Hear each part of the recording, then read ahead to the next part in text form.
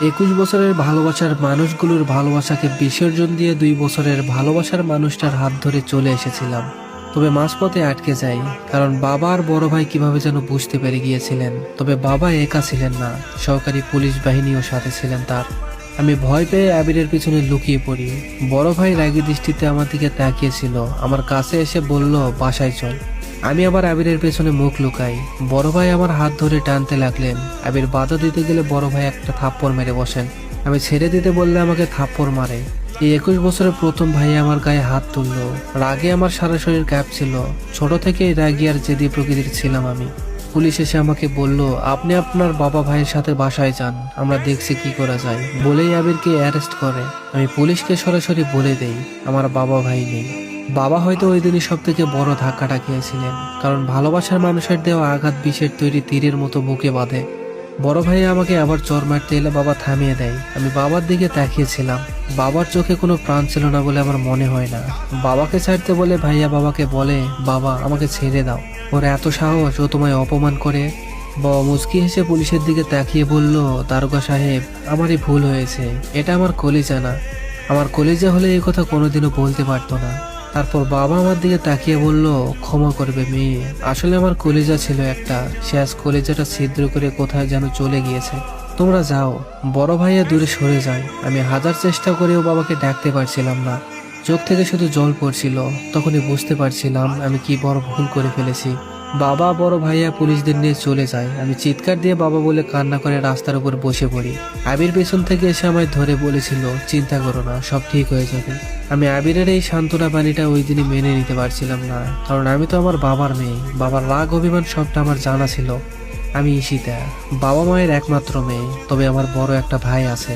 দুনিয়ার সবার ভালোবাসা পরিমাপ করা গেলেও এই দুইজনের ভালোবাসা কখনো পরিমাপ করতে পারা যাবে বলে আমার মনে হতো না। বড় ভাই আমার আদর করে মুনি বলে ডাকতো, আর বাবা আদর করে কলিজা বলে ডাকতো। আমার বুদ্ধি হওয়ার পর থেকে আমি একদিনও শুনিনি বাবা আমায় আমার নাম ধরে ডেকেছে। সবসময় শুধু কলিজা বলেই ডাক দিত। আর আমিও বাবার এই ডাকটাতেই বেশি প্রশান্তি খুঁজে পেতাম। বড় হওয়া অব্দি একটা দিনও একটা ক্ষণ বাবা আমায় বকা অব্দি দেননি। মায়ের তো দূরের কথা, আম্মা মাঝে মাঝে বলতো, মেয়েদের এত আদর দেওয়া ভালো না, বুঝলে, বেশি আদর দিলে পোলাপান খারাপ হয়ে যায়। বাবা তখন রাগী দৃষ্টিতে মায়ের দিকে তাকিয়ে বলতো, আমার আর আমার কলিজার মধ্যে তুমি আসবা না। ও আমার কলিজা, আমার সব ভালোবাসাটুকু ওর জন্য, আমার পরিটার জন্য। আমি যতক্ষণ অবধি বাসায় পৌঁছাতাম না, বাবা তেমাতার মোড়ে কাছে এসে দাঁড়িয়ে থাকতো আর বাসায় মাকে খাবার রেডি করে থাকতে বলতো। আমি কলেজ থেকে ফিরলে বাবা ভাইয়া মা তবেই খাবার খাইতো। সবসময় নিজেকে রাজকন্যা মনে হতো। এটাও মনে হতো আগেকার রাজকন্যারা যদি এখন বেঁচে থাকতো তবে হয়তো তারাও আমাকে দেখে হিংসা করতো। আবিরের সাথে আমার পরিচয়টা হয় কলেজেই। প্রথমে ফ্রেন্ডশিপ, তারপর বেস্ট ফ্রেন্ড, তারপরে ভালোবাসার মানুষ। কি নেশায় পড়েছিলাম জানি না, যার জন্য বাবা মা ভাইয়ের ভালোবাসাটাও আবিরের ভালোবাসার কাছে ফিকে বা তুচ্ছ মনে হলো। আবিরের সাথে আমার রিলেশন চলাকালীন সময়ে ভাইয়া কিভাবে যেন বুঝতে পেরে যায়, আর তার ফলেই আজ আমাদের পালানোর মতো এত বড় খারাপ কাজটা করতে হলো। কারণ ভাইয়া আমার জন্য বিয়ের সম্বন্ধর কথা বলা বলি করেছিল, আর আবিরকে ছাড়া অন্য কাউকে বিয়ে করা আমার পক্ষে সম্ভব ছিল না। আবিরের বাসাতে ঢুকেই প্রথম যে আঘাতটা পাই আমার শাশুড়ি আর ননদের থেকে, সেটা হলো তারা মুখ বাঁকিয়ে বলছিল, মেয়ে দেখলে ঠিক আছে, বিয়ে করলে ঠিক আছে, তো দেশে কি লম্বা মেয়ের অভাব ছিল? এই ব্যাটলা মেয়ে তোর চোখে পড়লো কেমনে রে? আমি চুপ করে মাথা নিচু করেছিলাম। শুনেছিলাম আবির ওর মায়ের বাধ্য ছেলে, কিন্তু মা পাগল ছেলে এটা জানতাম না। বাধ্য আর পাগলের মধ্যে পার্থক্য আছে। পাগল হচ্ছে ঠিক ভুল বিচার না করেই এক পক্ষ নিয়ে কথা বলে, আর বাধ্য হলো ঠিক ভুল বিচার করে সঠিকটাকে সাপোর্ট করে। আমার ভুল হলেও আবির আমাকে বকতো, আবার যদি ভুল আমার নাও হতো তবুও মায়ের পক্ষ নিয়ে কথা বলতো। আবিরের প্রতি যে ভালোবাসাটা ছিল বিয়ের আগে, সেটা কমতে থাকে বিয়ের পরে আবিরের কাজগুলো দেখে। আমি চাইতাম আবির ঠিক ভুল বিচার করে পক্ষ নিয়ে কথা বলে। আমার ভুল হলে আমায় বকবে বা শুধরে নেওয়ার সুযোগ দিবে, আর মায়ের ভুল হলে সেটাও মাকে বলবে। কিন্তু না, সবসময় শুধু আমার উপর দিয়েই দোষ চাপিয়ে দিত। রাতে বাবা মায়ের কথা খুব মনে পড়তো আর কান্না করতাম মুখ বুঝে। বিয়ের 2 বছরের একদিনেও বাবা আমার খোঁজ নেননি, আর কলিজাটা কেমন আছে তার খোঁজটাও নেননি। আর নিবেই বা কেন? তার কলিজা যে তাদের ভালোবাসাকে অপমান করে নিজের কপালে নিজেই কুড়াল মেরে দুজকে এসে পড়েছে। 3 বছরের মাথায় আমার ফুটফুটে একটা মেয়ে হয়, একদম পরীর মতো। কিন্তু মেয়েটাকে 10 মাস পেটে রেখে বুঝেছিলাম আমার মাও তো আমায় এত কষ্ট করে তার গর্ভে ধারণ করেছিল। আমার মেয়ে যেমন আমার নারী ছেড়ে দুনিয়াতে জন্ম নিয়েছিল, ঠিক সেভাবেই আমিও তো আমার মায়ের নারী ছেড়ে দুনিয়াতে এসেছিলাম। এতটা কষ্ট করে যেই মা আমাকে দুনিয়াতে নিয়ে এলো, তার ভালোবাসাটা আমি কেমনে ভুলে গেলাম? আমার চোখের পানি আমার মেয়ের মুখের উপর পড়লো। আমার মেয়ে নিশিও ঠিক আমার মতোই, একগুঁয়ে জেদি রাগী সব গুণ পেয়েছিল আমার।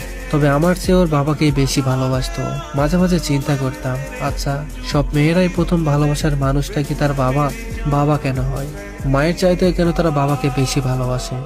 এক এক করে পার হয়ে যায় প্রায় 19টা বছর। একদিন নিশি এসে বলল ও নাকি এক ছেলেকে ভালোবাসে।